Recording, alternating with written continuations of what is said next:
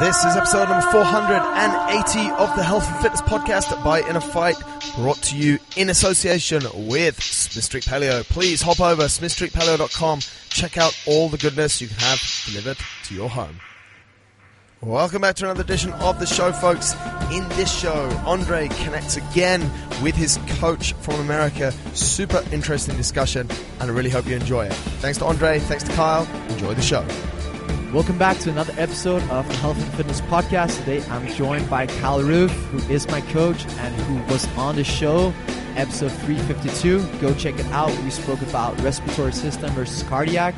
We talked about defining what an engine is, capacity versus economy, and the Moxie monitor, which I actually just bought. Kyle, welcome back. Thank you, Andre. Good to be back. How are you doing? I'm doing very well, man. Just getting through, trying to figure out all of the changes to the season this coming year, and trying to organize people's calendars and get some footing with all the craziness that has happened and chaos that's happened in the CrossFit world. I can only imagine what kind of chaos it is as an online programmer and a coach for people all over the place. I mean, before it was like kind of peak for the Open or regionals or the games, which is a little bit more straightforward than the new system where everyone's going to choose different sanctioned events. For those of you guys who don't know, what happened is that regionals kind of got cut out of the picture, which was the second stage after the Open before going to the games. And now there is the sanctioned events, which is 16 events or 17 events, even spread out over the whole year. For those of you who do not know, it's definitely a different,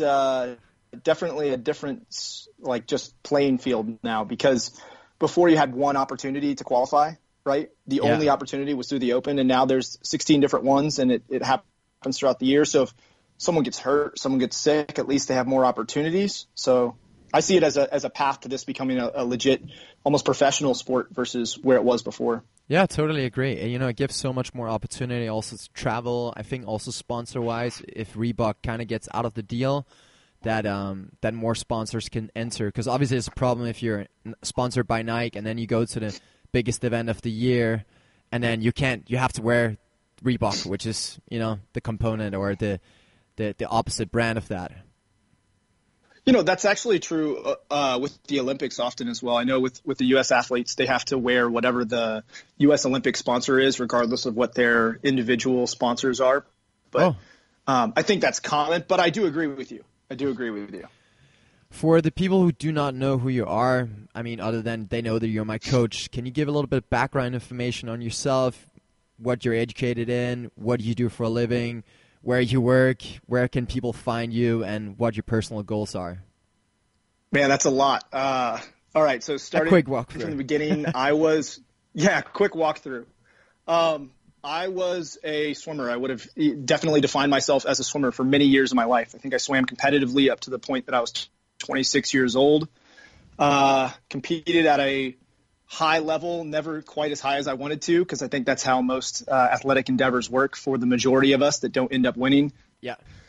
After that, I moved directly into CrossFit, qualified for regionals back in 2012, my first year. The sport was a very different thing back then. And they took 60 athletes versus 20. There were no super regions, et cetera, et cetera.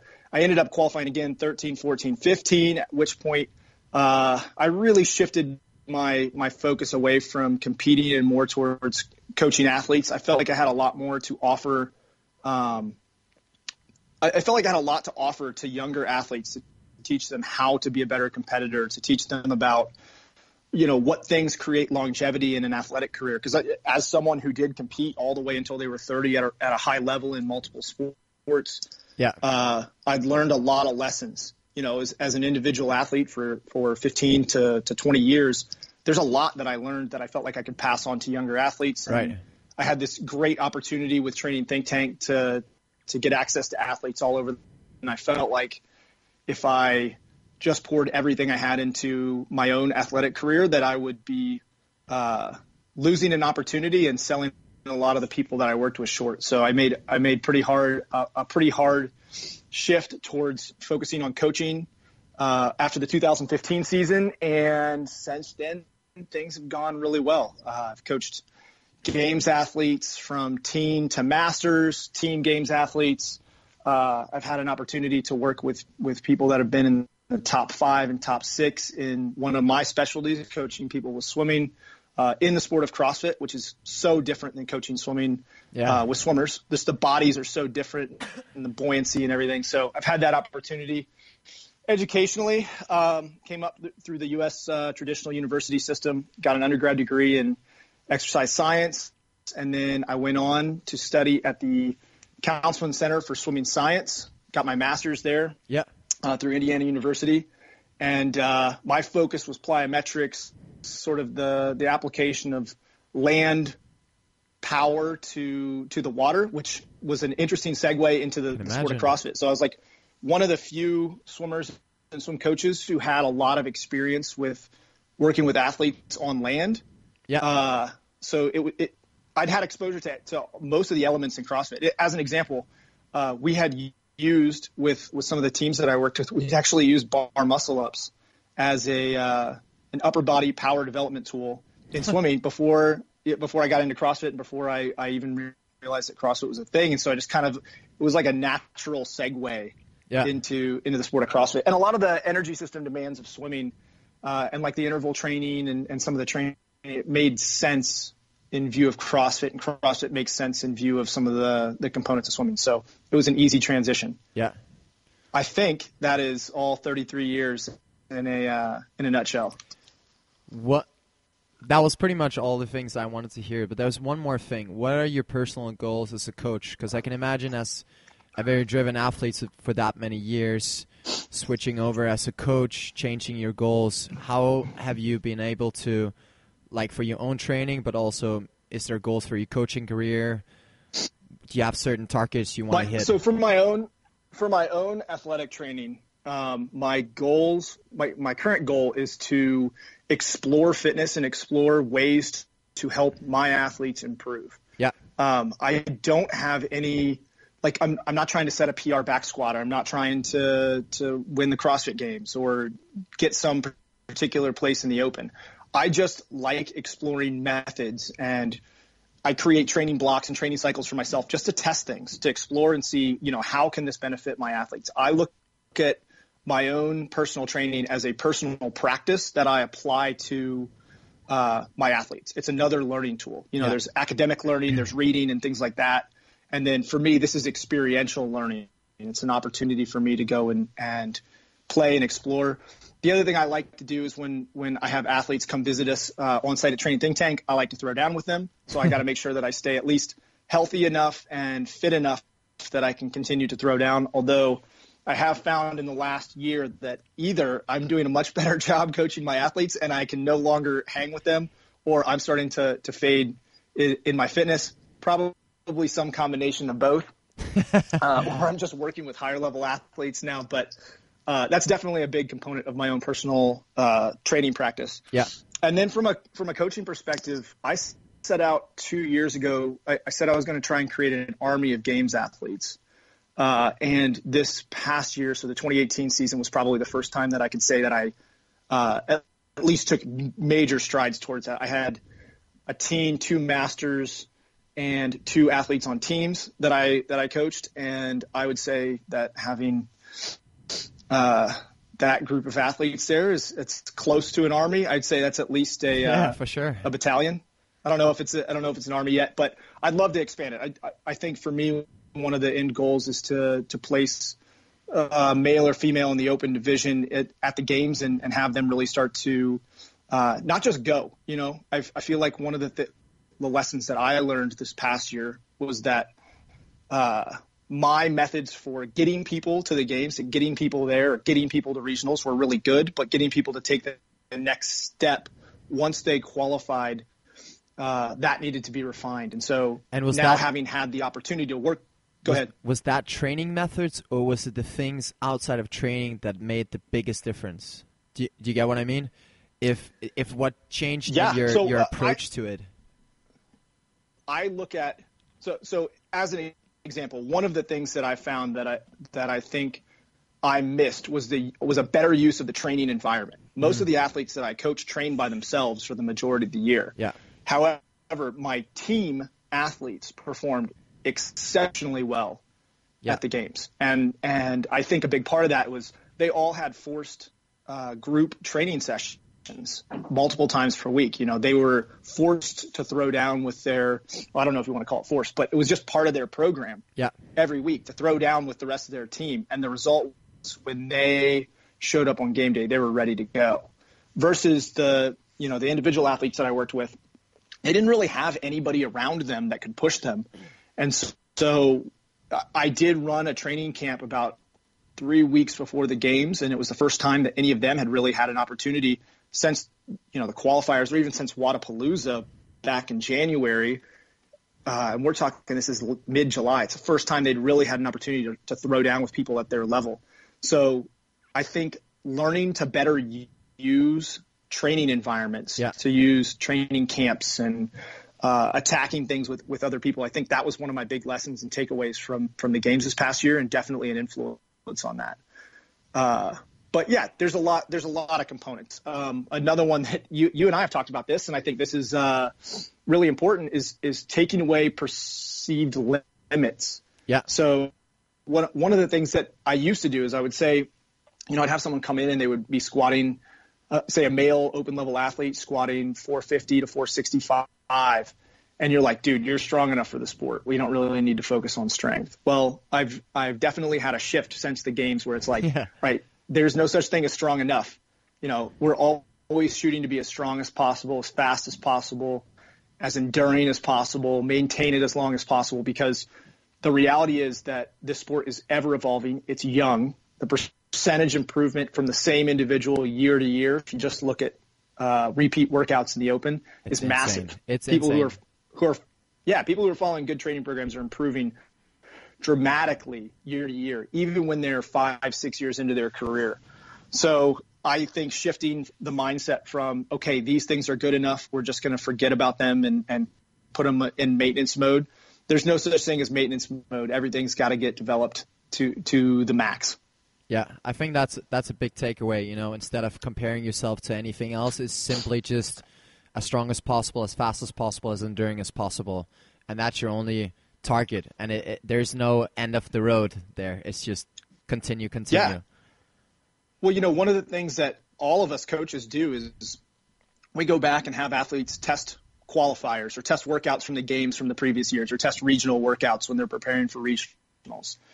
And we use those as a benchmark. It's like, oh, man, you would have finished second. That's great. Well, the reality is that was second against a field from 2018 or second against the field from 2017. I made that mistake with my teen athlete at the games this past year. We had her strong enough to compete in 2017 games, but she was competing at the 2018 games, and the girls were way stronger.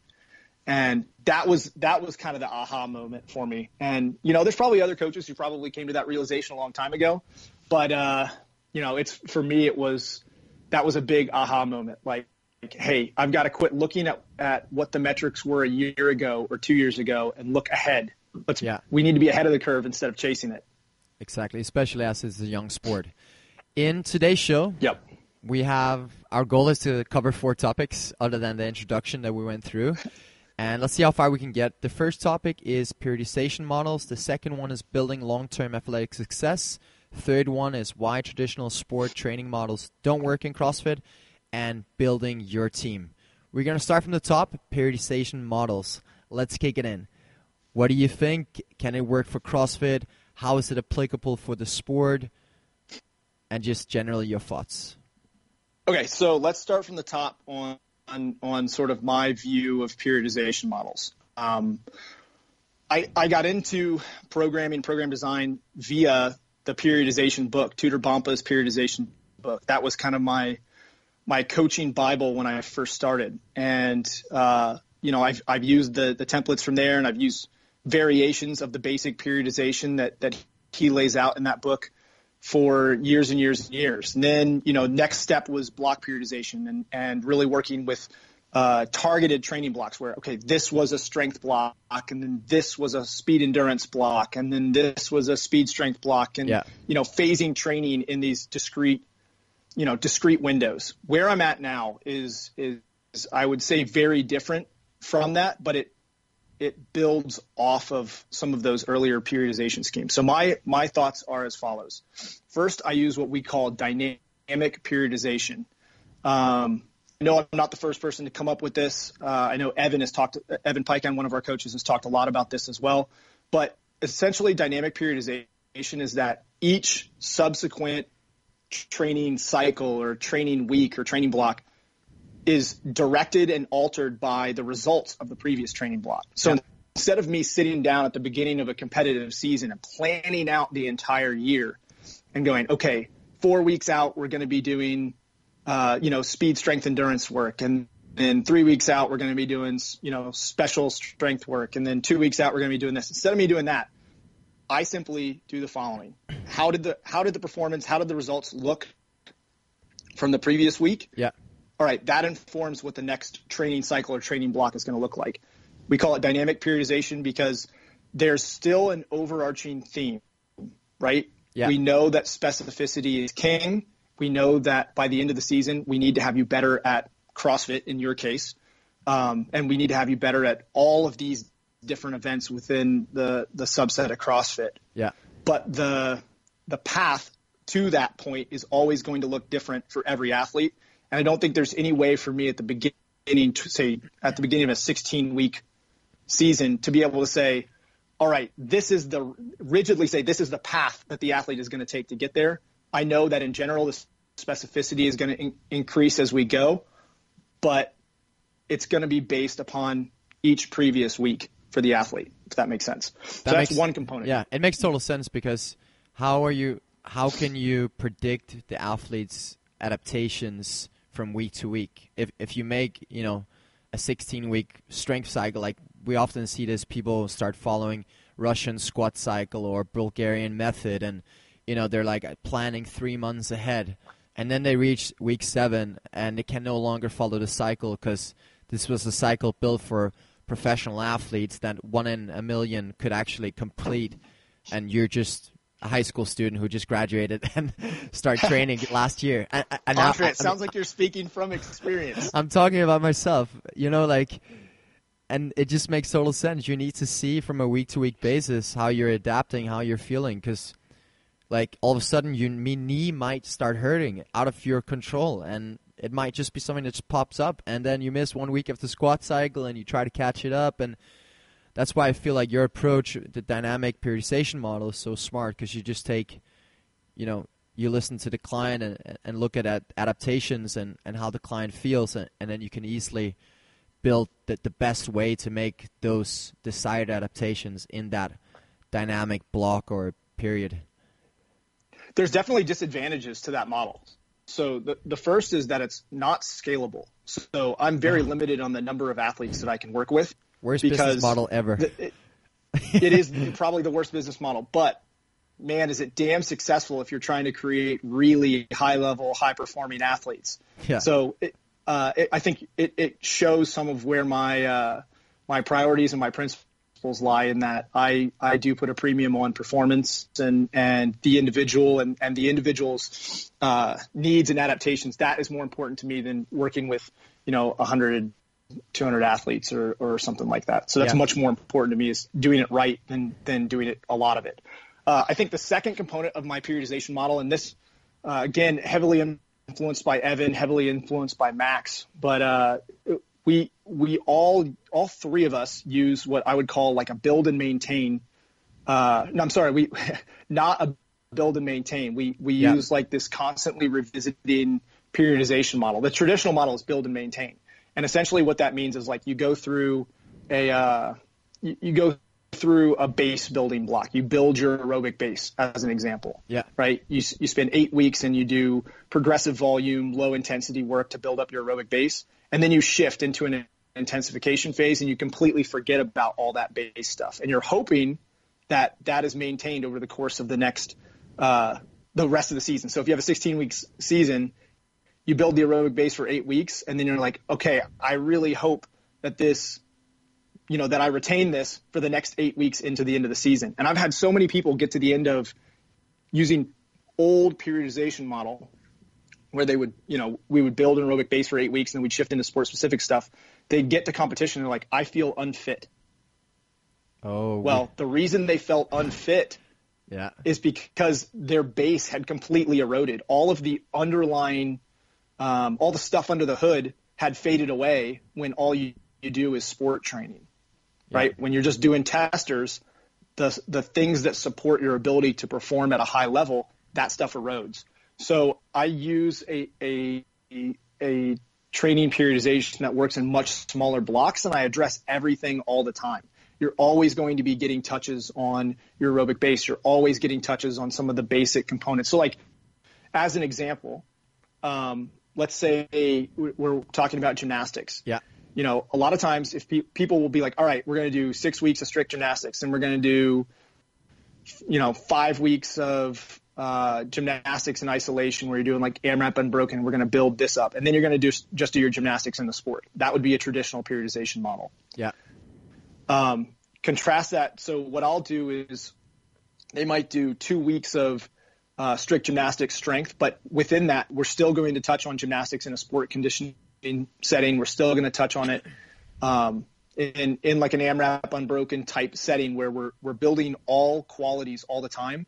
It's just the amount of emphasis on any one quality is going to be determined by where we're at within the season. Is this the model you use only for elite athletes, or is that also applicable for lower level athletes? Let's say people who have all the skills down and desiring to increase their level. So a fairly beginner, but somebody who can already do all the skills, can snatch body weight and can do ring muscle ups and stuff like that. Would that be applicable as well, or would you have a more periodization model for a longer time, like a basic old school periodization model?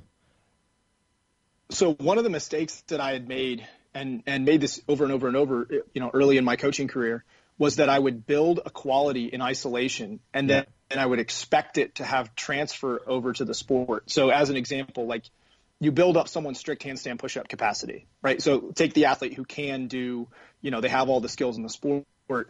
And what you do is you're like, all right, your strict handstand push-ups are weak, so we're just going to work them in isolation. We're just going to work strict handstand push-ups and take you from 15 unbroken to 25 unbroken. Yeah. All right? You're like, yes, super successful. And then you run them through 5 rounds for time, 10 strict handstand push-ups, 10 deadlift, 10 box jump overs, or something like that. And they're like, man, my handstand push-ups still feel terrible. I still feel like shit. Well, part of the problem was that the adaptations that you make in isolation are not necessarily the same as the adaptations that you make for the sport. So it's important, if what you had done, instead of just running simple linear periodization models to progress their strict handstand push-up from 15 to 25, if what you had done is simultaneous to that, run some simple sport progressions like, hey, when you're done with that, you're just going to do 3 rounds for time, 9 strict handstand push-ups, 9 kettlebell swings. Yeah. Where you add the element of mixed conditioning and the element of the sport. If you just do something as simple as that, people's ability to transfer those new adaptations into the sport happens simultaneous to their adaptation in that individual skill. And what you see is that they can actually use it in a much more broad, broad mixed setting, which is what you want for a CrossFitter in the end. Yeah. And so I think part of it is, like, when you look at old periodization models, they work really well in single domain elements. So as an example, if you use an old periodization model for a swimmer, because swimmers swim to improve their conditioning, it works well. If you use old periodization models to improve running, it improves running because people run to improve their conditioning. Well, that is not the case in CrossFit. There's too many variables that get introduced when you take a run and power clean at 225 and strict handstand push-ups. All of a sudden it becomes a completely different element because there's blood pressure gets increased. You have excess heat production from moving a heavy barbell. More CO2 is produced, which changes your breathing mechanics. The athlete has to be able to stiffen up to be able to support that load. and then they go run again. And if they haven't run and done mixed work, then they have no experience and they have none of the adaptations that are required to be able to run with stiffness, high blood pressure, excess heat, and more CO2 in their blood. Yeah. Honestly, when I started working with you 1.5 years ago, I think it is now, that was one of the things like that got me worried in the beginning. I'm like, oh man, I'm used to these like really strict, blocks like rowing cycle and handstand push-up cycle, like EMOM 10 strict handstand push-up and trying to increase reps, or 10 500s, 1 minute rest on the rower. And then I get you, and it's just like chaos. Like you don't see the, I feel like as an athlete, you like to see the system, or like, you do one more next week and then this and that and the other. But really, that's because, like you said, it's not really what works. And clearly, for me, it didn't work before. And as a simple example, 10 500s, right? 10 500-meter rows. That's going to make you better at rowing. But is that necessarily going to improve that? And that will make a novice athlete better at rowing in a Metcon too. Yeah. Because if someone's really bad at rowing and you improve their rowing generally, then likely they'll improve their rowing in a Metcon. Yeah. However, we take someone like you who already has, all the underlying capacity built. What you're really needing to do is learn how to row within a Metcon, and learning more specifically how to hold certain paces, certain levels of pace, like 1,600 or 1,700 calories per hour for a 20-minute time domain workout where you're hitting 15-calorie chunks. Yeah. That's a very different adaptation when it's mixed with, 75-pound dumbbell snatches and handstand walks than just doing 10 500-meter rows. Definitely. And so those linear progressions, EMOM, 10 strict handstand push-ups, and progressing that's great at making you better at doing strict handstand push-ups, but not necessarily better at making you better at doing handstand push-ups in a Metcon. Yeah, I agree. So I liken the periodization, sort of, you said it's chaos, but there's like a direction. I liken it to this. I built a deck over this past summer. Yeah. And I did not have a plan. I had a general sense of what I wanted to create, and I did the math to make sure that I had enough lumber to build not exactly what I wanted, but I had enough lumber to have a little bit of excess when I was done. Yeah. And I started building, and I just built, and when I saw the next, I was like, okay, generally I know I want to have these supports here, and generally I know I want to have it be this big, and in general I know that I want the boards to run this direction, and that I'm going to have to place supports over here. And by the time I was done 3 days later, I had this beautiful deck that I spent all this time building, but I never had a plan. I just had a vision of the direction I wanted it to go. Yeah. And put the boards where they needed to go as I built it. And each board, the placing of each board was determined by what I had built before. That's dynamic periodization, and that's what I try and do with my athletes. So even though it may look like chaos, there's always a direction to the program. There's always a direction that everything's heading. In general, we know we're improving barbell cycling for you. Yeah.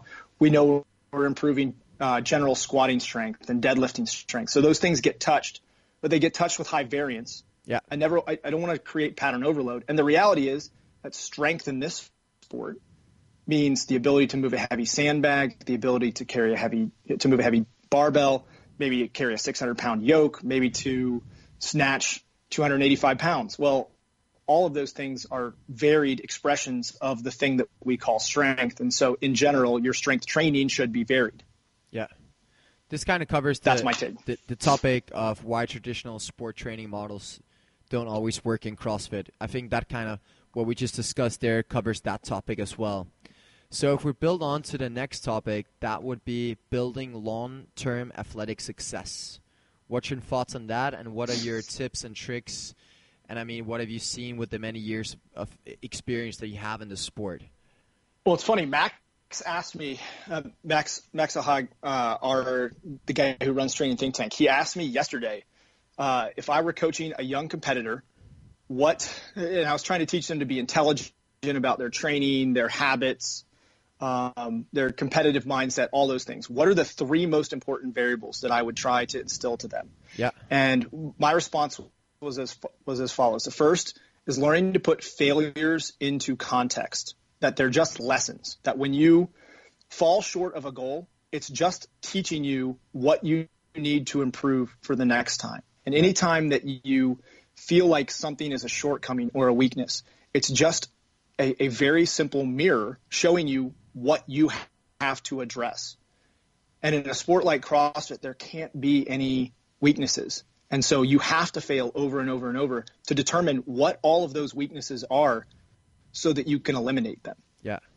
But if you think about, traditional Western mindset, it is that failure is failure. And if you fail, you're a failure. Yeah. And that's almost a guaranteed way to keep people's careers short. I heard this quote recently, and you always call me the master of quotes. I heard this quote, and it was essentially like, here we go. The average person fails once and quits. Good people fail 10 times and quit. Great people fail 100 times and quit. And the best in the world have never quit. Yeah. And I think that taking that lesson, and that's something I'm trying to instill in I have a 6-year-old daughter. I'm trying to teach her that, right? That there is not really such a thing as failure. It's just a stepping stone. It's just a lesson. Yeah. And maybe it's even a compass. Failure is a compass pointing you in the direction that you do need to go. The second point was that they need to learn to listen to their body and not ignore it. And granted, there are times that they should probably ignore some of the signals that their body's giving them, like in competition or in really aggressive training camps, that, you may need to learn to ignore some of the signals, the pain signals and the fatigue signals that your body's giving you.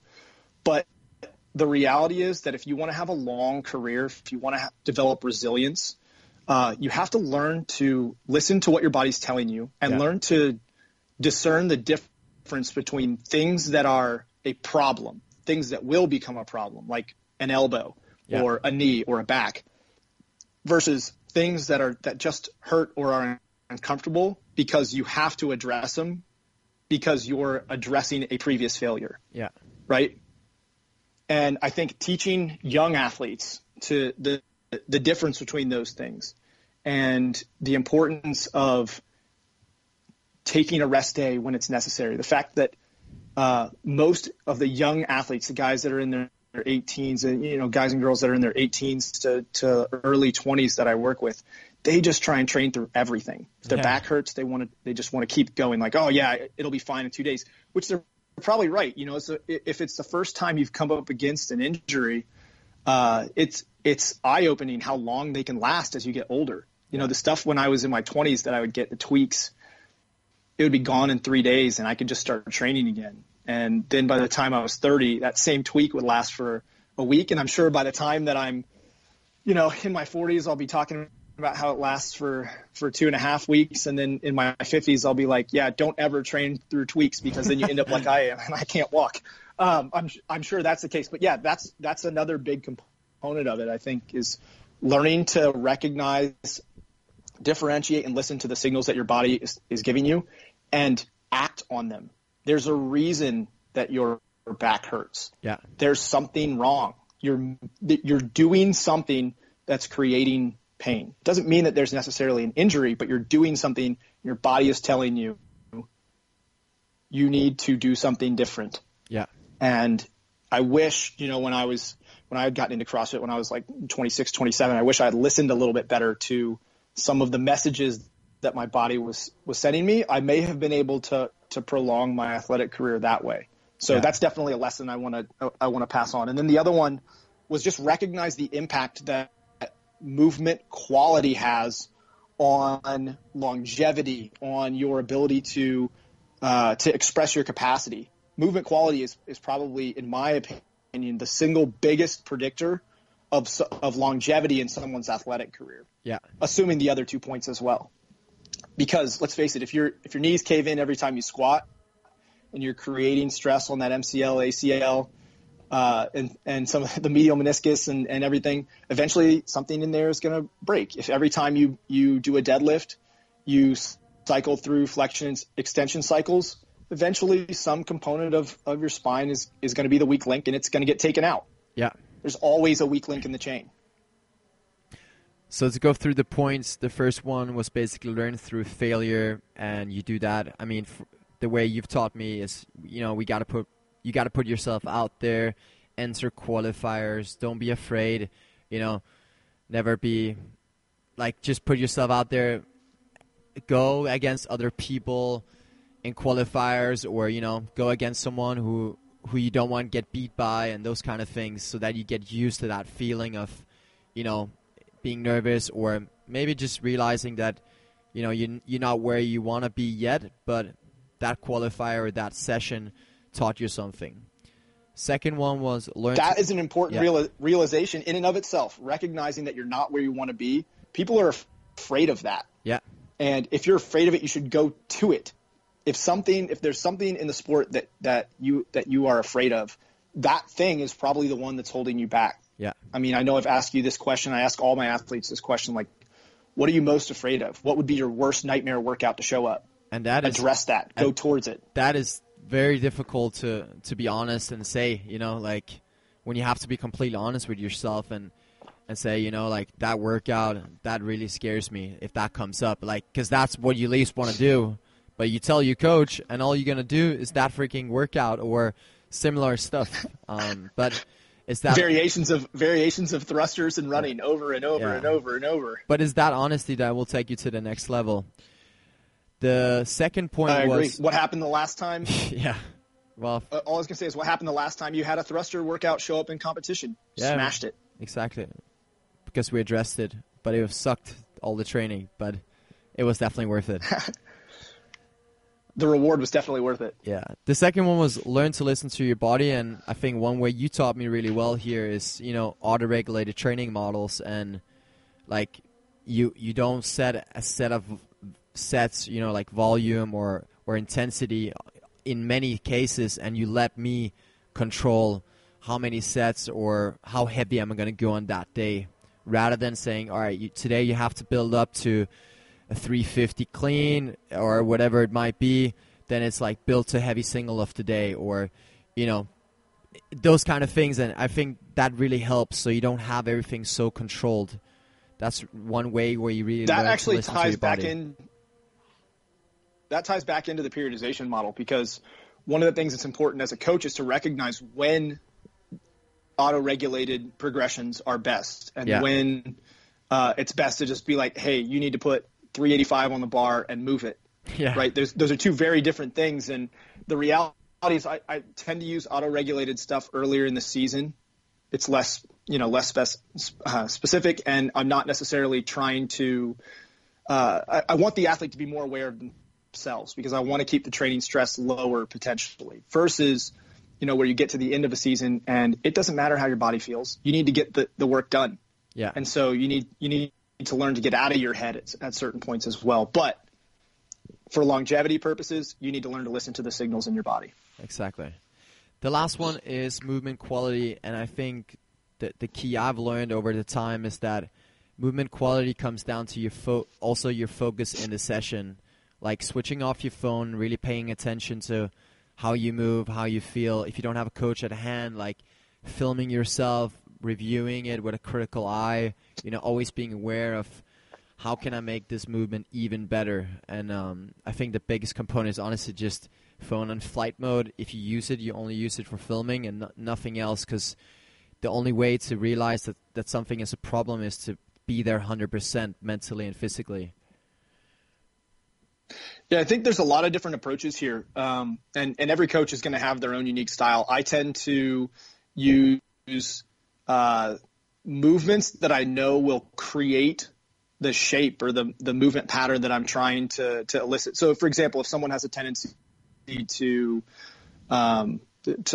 lose spine integrity in the bottom of a squat, maybe we're going to be doing goblet squat progressions, or Zercher squat progressions, or double kettlebell front squat progressions, something like that forces them into the position that I want and then strengthens that. Yeah. The other big component I use is just intention work, where I give very specific cues. It's like, in this squat, I want balanced weight on your feet, and I want you to pay attention to keeping a vertical torso in the bottom.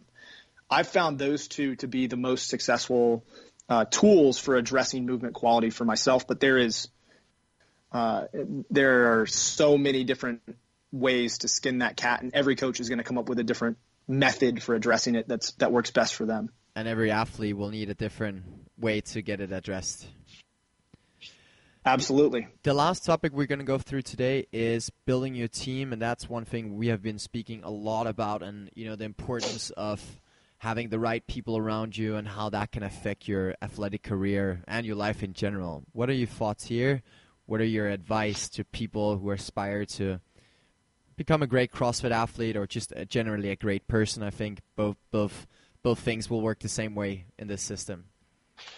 This thought originally got planted for me after reading Ego is the Enemy. And there's a section where I think it was Chuck Liddell, who's a legendary UFC fighter. And he talks about the plus minus equals concept, which you and I have discussed quite a bit. And essentially the plus minus equals concept is that you need to train with a plus, someone who's better than you. Yeah. And in CrossFit, you're not always going to have someone who's better than you in every aspect of the sport. There's never going to be one training partner who can beat you in every single thing. But what I've found is important is finding certain individuals who are better than you at certain aspects of the sport that you need to get better at. An example might be if you're a weak runner, seek out a group of runners and train with them. That is an opportunity to get a plus. A minus is someone that you're guiding. You have to have someone under your wing that you're kind of bringing along with you. I have found from my own personal experience that creates a sense of ownership, a sense of responsibility. That really does hold you to your principles. It's something that makes you not be a hypocrite. Yeah, exactly. And true.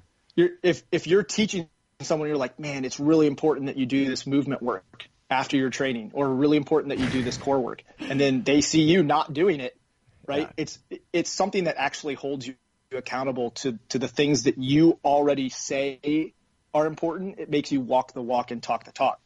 And then the other one is your equals, is someone that 50% of the time where you compete against them, they're going to beat you. And I think that is also very important, because that's what, at the highest level of competition, when you finally get there. So someone who has qualified for one of these major events, or someone who is trying to make it into that top 20 in the open, the chances of their success in a sport that's as varied and chaotic as CrossFit really can never be better than 50-50, unless they're the absolute best, the best, someone like Matt Fraser.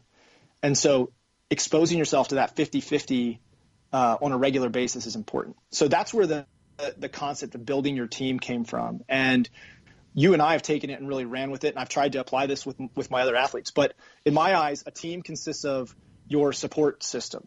Yeah. So your support system is going to be your emotional support system. We know that high-level performance revolves around a bio-psycho-social model, right? So you need psychological and social support. So you're going to have people in your corner that offer that. And for some people, it's going to be their one go-to person. For some people, it's going to be a whole gym that provide the momentum and support for them. But regardless of that, everyone needs to have someone on their team that is that support system. Then I think you have to have, in an athletic endeavor, you have to have a lot of people on your biological support team. Your coach is part of your biological support team. They're trying to build elite capacity in you, or whatever level. They're trying to build whatever adaptation it is that you want or you need. Then you have to have people that can take care of injuries and tweaks and tissues and things like that, because the reality is there's only so much self-care that you can do.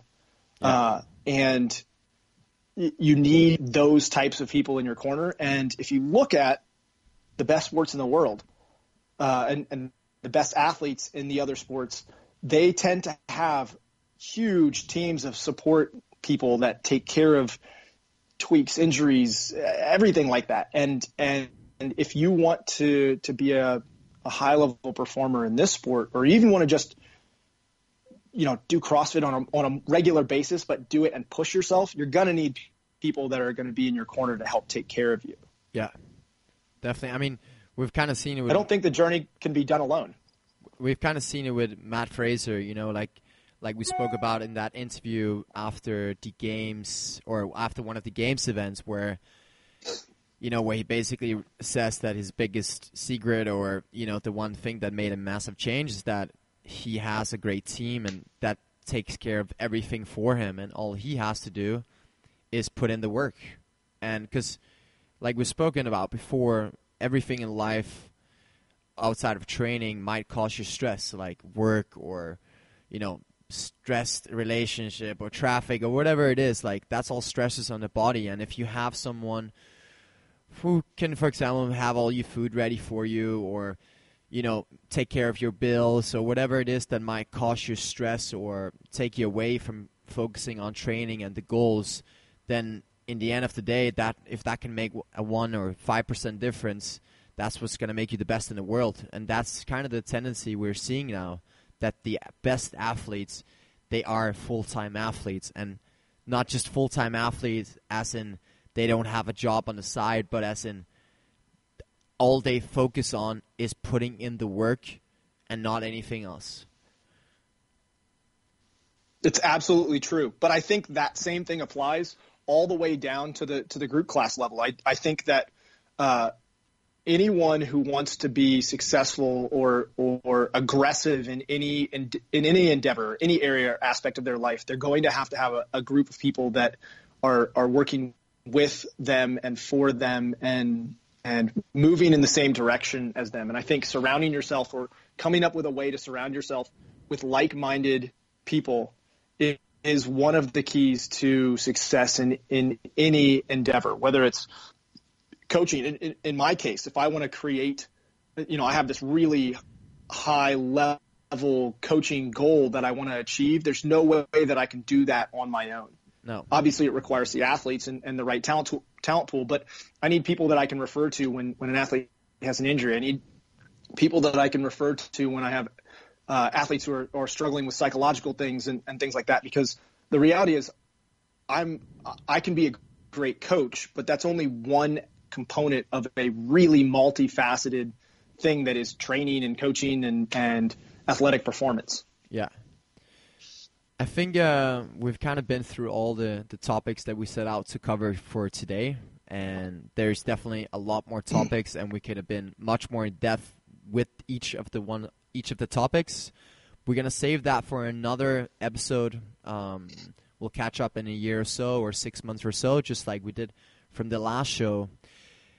I know that you and the Training Think Tank crew have been spending a lot of time on developing the online courses, and I'm currently doing a few of them and planning to do all of them. What are those courses? How can people access them? If we have coaches listening to the show, why should they do these courses? Well, right now, our primary course offering is our movement course, and Max basically took this is the second version of the movement course, and if you've been through this, you probably know that I really think that it's safe to say that it's unlike any other course that exists.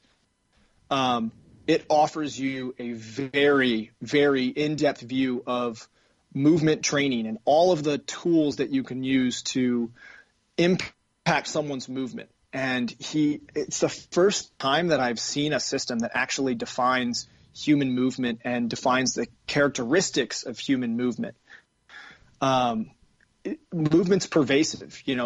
When we have a tendency to categorize things, like there's strength training and endurance training and all these different subsets of training. And in the end, the thing that ties them all back together is movement. And this course really lays out how to improve what your client or what you want to improve using, and then it gives you all the tools to do that. And I think there's no other course that's out there that really makes that path as clear as what Max has created.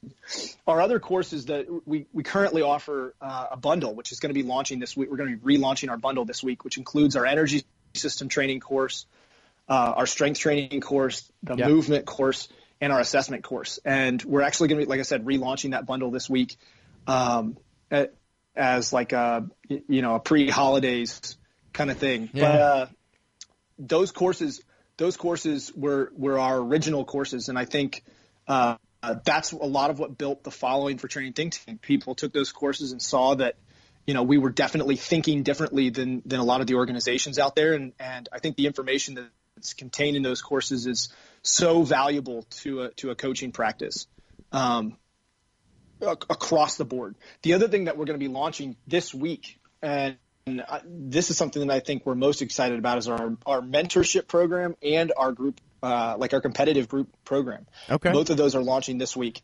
And you can always find more details on the Training Think Tank website, just trainingthinktank.com.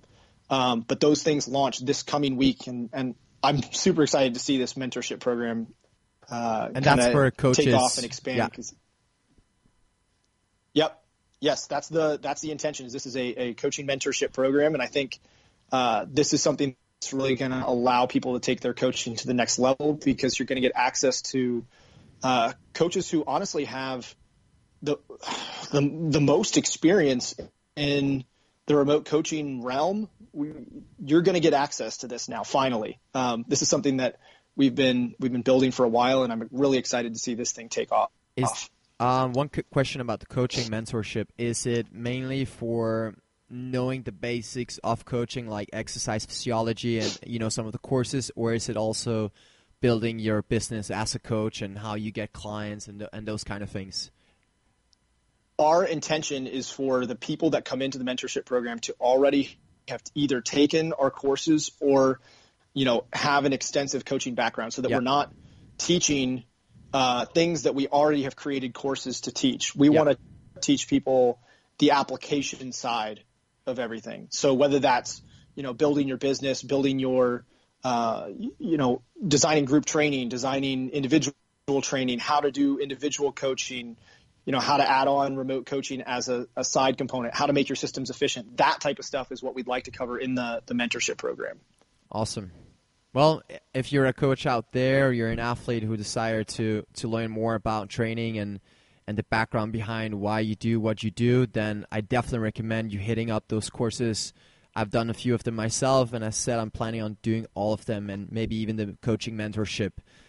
I have found for myself that there aren't a lot of courses out there in general for coaches who teaches athletes in CrossFit, and this is definitely one you have to do. Kyle, you have also, let's say, relaunched your Instagram, basically. Lately, you've been posting yes. average once a week, and I was shocked the first time when I received the notification that Kyle Ruth is back on Instagram.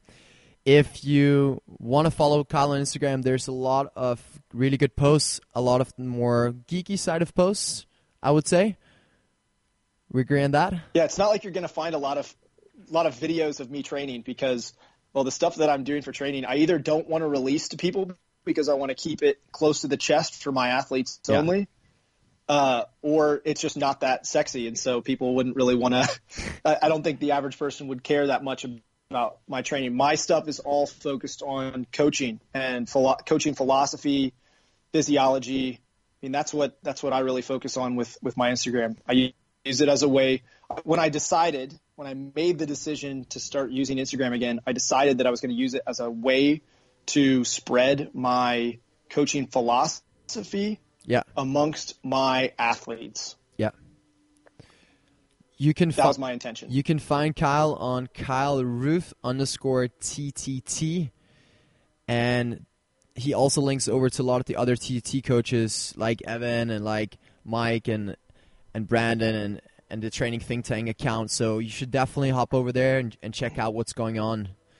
Kyle, it's been a pleasure as always, and thanks for taking your time to speak about some really good topics. I really hope that the people out there listening learned something and got some good takeaways. And if they want to know more, just shoot you a message or get in touch with the mentorship program. Yep. And we are. I know we had been TTT in general had been on a client freeze for a long time. We had been at capacity. We are currently accepting new clients. So if people are interested, there are spots available across the coaching board. Go. Kyle, thanks for taking your time, and we'll catch up soon. Andre, thank you, man.